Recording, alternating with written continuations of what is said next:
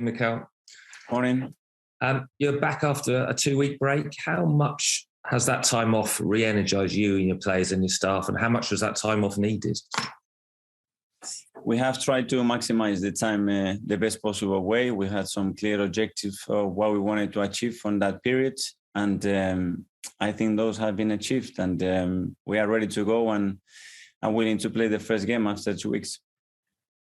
You're right in the hunt for a top 4 place. You've got 17 games remaining, all in the Premier League. How much will that clarity of purpose really benefit you in the running? With some of the things that we have discussed, obviously, how we're going to approach the last 17 games, what we need to do to accomplish our objectives. And the most important thing is that we all on the same page, focus and determined with the right belief and going game by game and not get lost in too many things that they are too far.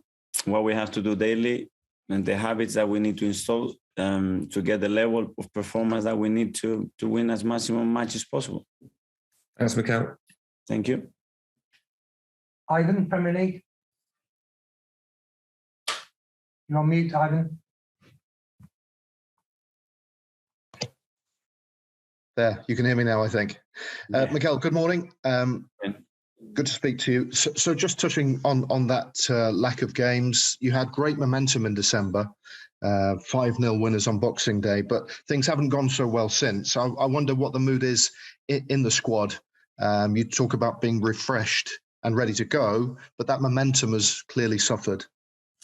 Yeah, for different reasons, we didn't get the results. Very different, the performance that we had against City and the draw that we had against Burnley. And in between, we have the cup games. A lot happened there. We played 3 games out of 5 with 10 men, which, if that's one of the things in the last 17 games, if we continue to do that, our chances to be where we are, they're going to be really low. The other thing is we lost a lot of players because of COVID and injuries is another key factor, again, which is going to be determined where we finish in the season. And that's it, because performance-wise, I don't think that the team dropped the level that much. But here it is about results. Talking of which, you've got one to get on Thursday against Wolves. You've not played them, I don't think, this season, but you now play them twice in 2 weeks. What sort of challenge do they pose for you? Well, they've been really consistent and really efficient throughout the season. That's what the league table is doing and is showing, and the performances that they put in. So it's a really difficult opponent all the time. We're going to be playing them twice, but we are difficult too. You've not signed too many players in January. You're just the one. He's not arriving till the summer, I don't think. A number of players have left. Arsenal fans might wonder if the squad is a little thin now and you've got quite a lot of games to catch up and play. Is that something that might work against you, the fact you've got games to play? And are you happy with what happened in January? We did what we believed it was the right thing to do. First of all, with the players that had to leave, obviously, the squad composition and the contract situation were catching up in many of those situations. We have to make decisions, be fair as well with players that haven't had a lot of minutes this season on them, and that's what we did. And then we had a very clear plan of what we could do, and then it has to be doable. But Edu and his team, they've done a fantastic job, and they continue to do that. But we are very clear. We only want the best people and the best player at this club. And when we are in a rush or different pressures and the reasons are not the right ones to get a player on board, we decided not to do it. And just, are you happy with where you're at then with 17 games left? And what do you think you can still achieve this season? I trust the players, the qualities that we have, the spirits, the togetherness that we have around the team. And we can achieve what we want. And we're going to need high level of performances. We're going to need our supporters on board. That's going to be so key. And we're going to have a real goal. But again, we can only go game by game. Excellent. Thank you. Thank you. Tim from Sky. Morning, Mikel. You okay? Just picking up on the transfer window, Aubameyang's exit and the lack of a direct replacement. How concerned are you about that? Does it leave you short in that position? Are there enough goals in the squad? Well, Oba's trajectory at the club and the importance of his goals is unquestionable. But we have other players, and we believe we have other qualities in different ways to try to accomplish the amount of goals that we need in the team, and that's what we're gonna try to do. And Aubameyang's exit, had the situation between you and him got to a point where it was just best for all parties for him to move on? Had it become an unwelcome distraction? Well, you asked me the question directly to me, so I respond. I'm extremely grateful for what Oba has done at the club, for his contributions since I've been here, and the way I see myself in that relationship is the solution, not the problem. And you mentioned earlier the clear objectives between now and the end of the season. What are those objectives? And you also touched on the red card situation. How do you solve that? Well, we have to play with 11 players on that pitch. We need most of the players available and fit as much as possible. We need to maintain the togetherness. We have to keep improving our game model, and we have to go game by game. And to do that, we have to be super focused, and we have to perform on the day. And the rest will come because we are on the hunt and we are in the position. It's possible and we can achieve it, but only if everybody is on that mindset. And can I ask you about injuries? Tomiyasu, his fitness, will he be available? He's there. He had a recurrent injury in the same place, so we have to be careful with him, but he's been training hard. Let's see if he's available or not. Thanks, Mikel. All the best. Thank you. George, BBC.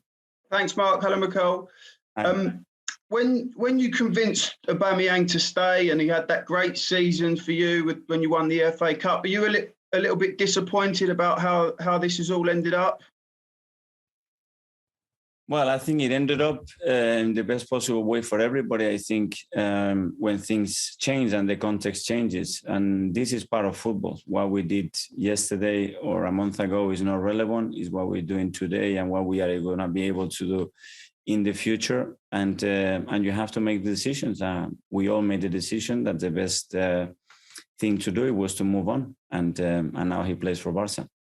When did you make that decision? Was it after his latest disciplinary breach that you decided that was it? He was never going to play for you again? We have had different kind of meetings, and it's a decision that obviously we take collectively with the club, with the player and his agent. With regards to the transfer window, I think you've got yourself on the cusp of top four, and Arsenal fans are a little bit disappointed that they haven't seen a new striker come in. Can you just explain, I mean, is it a bit of a gamble you've taken? Well, we have two strikers. We have Laka, we have Eddie with us, and they are both more than capable of scoring goals, and they have shown that over the years with us. And again, when we have to replace or improve the squad, it can only be with a player that we are certain, first of all, is the right person and the right character to join, and then a player that with his quality can straight away impact the performance of the team and our capacity to build up a future around him as well. So are you saying almost that there wasn't the right player at the right price in this window? First of all, that I trust the players that I have. This is what I want to say. Okay. Thanks very much. Good luck tomorrow. Thank you. Ian, TalkSport. Hi, Mikel. How are you? Hi. Can I ask you bluntly, when Aubameyang joined Barcelona, he was asked why he left Arsenal and were you the problem? And he, without going into too many details, basically said yes. Were you disappointed with that comment? Sorry, Ian, can you repeat the question? When Aubameyang joined Barcelona, he was asked whether you were the problem for him at Arsenal, and he basically said yes without going into too many details. Were you disappointed with that? Were you disappointed he didn't show a bit of class, just said, I left because I left? It's his opinion, and that's his opinion. That's why he said you have to respect that. Will you be playing almost with a false number 9 as well at some points this season, do you think, now you've only got the 2 strikers? We can play with different kind of 9s, and we have the option and the variability to do it. We can play with 2 9s as well because we have 2. Let's see, depending on the game, where we are, the stage of the game as well, we have variables. I guess the last 2 weeks has also given you a chance to hit the reset button, hasn't it? Because, after a really good period, as has been documented, the Premier League, you were struggling a little bit, and obviously you had those cup defeats. Yeah, well, we play in the last 5 games, 3 different competitions. The Premier League, we play City, then we play FA Cup against Forest, and the 2 games against Liverpool on the tie. That were extremely complicated because of the suspension, the COVID situation, the injuries, and then the last draw against Burnley that we should have won the game. But it's what it is. That's why, again, there were many factors there that is a lesson on those games why we didn't win more football matches there, and things that they are in our control, hopefully in the future, and we can do better. Can I ask you finally about player discipline? There may be a number of red cards that your team has got recently could be put perhaps down to player discipline. I'm also thinking about, we've seen a quite high-profile incidents at other clubs during this international break at Brentford and yesterday at West Ham. But as a manager, do you almost have your heart in your mouth when you send your players home or send them away for a week or a few days off, hoping that they're going to behave, hoping they're not going to bring you and the club into some sort of problems in terms of national, international headlines? I think when the culture is so rooted and strong, I think the manager has very little to do there because everything can handle almost in the dressing room, and that's the ideal scenario. It takes a while to get that done, but in my opinion, here we are not too far of that. But how do you get over to players that they've got to behave and they've got to uphold the club's ethos when they're away from the club? Well, I think there are a few factors. First of all, how we raise them. So through our academy, the type of characters that we build, and that's the best way to do it in that pathway. Then in recruitment, the type of characters, personality that you are signing, and make sure that they are the right ones to fit within your culture. And then the other ones is lead by example. So when you see certain behaviors daily, they become habits, and those habits are easy to follow. And once they are integrated, I don't think anybody can escape to that or try to do something different because it gets exposed. Thanks, Mikel. Thanks again.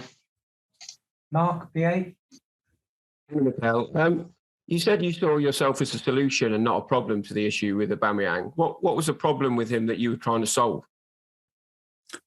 What I'm saying is that I've been the solution, 100%. I can look in the eye of anybody. So in terms of, from your perspective, you did nothing wrong in your relationship with Pierre? Wrong, I do a lot of things wrong, for sure. But the intention all the time is the best, and not for me. It's for the club and for the team. With the young squad that you do have, I know it's talked about quite a lot. Do you need a captain who sets the best example on and off the pitch? Is that part of the process? Have some exceptional senior players that are really helping. The way the young players are doing so well is because they have the senior players next to them giving the example. The togetherness, the chemistry that I saw in the last 2 weeks, a little bit out of the competition. We haven't had time since I've been here because of COVID, 2 years without preseason, without having time to spend together. Is the thing probably that I'm most proud of, and not only around the players, but the staff and the real chemistry that is there. That's something that is going to stay here. Will Lacazette be your captain for the rest of the season? Laka is the captain at the moment, yes. Sir Alex Ferguson always installed an ethos at Manchester United that no one was bigger than the club. Given what's happened with Aubameyang and previously with the likes of Mesut Ozil, are you sending that same message? I don't send, I think, and it's not me here, guys, it's the club. We are. And we make the decisions to defend the club, to try to improve the club as much as possible, to respect the tradition and the values of this club. And obviously you talk much more about the difficult decisions than the positive ones, but there are far more positive decisions than difficult ones. But those ones at the end, I think they will become very, very positive as well. But today probably is difficult to see. Would you have let Flo Balogun go out on loan if you'd known Aubameyang would be leaving?